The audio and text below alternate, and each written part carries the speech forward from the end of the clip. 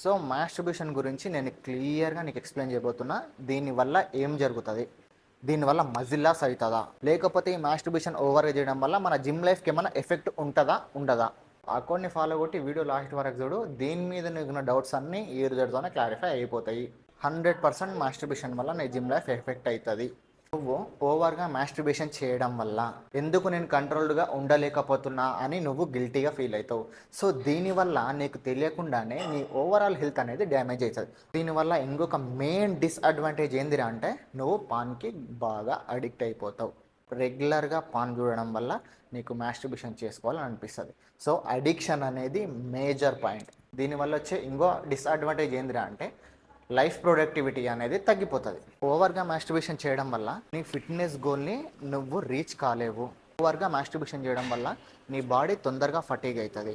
So నువ్వు లేజీగా feel అవుతావు. నువ్వు అనుకున్నంత వెయిట్స్ లిఫ్ట్ చేయలేకపోవడం కానీ ఇలాంటివి జరుగుతాయి. మాస్టర్బేషన్ వల్ల మజిల్ లాస్ అనేది జరగదు, కానీ అనుకున్నంతగా జిమ్లో పర్ఫార్మెన్స్ అనేది ఇవ్వలేకపోతావు. స్ట్రెస్ అనేది రెడ్యూస్ అవుతుంది అండ్ నీకు స్లీప్ అనేది బెటర్ అవుతుంది. ఇంతకు మించి దీనివల్ల నీకు వచ్చే బెనిఫిట్ అంటూ ఏమీ ఉండదు.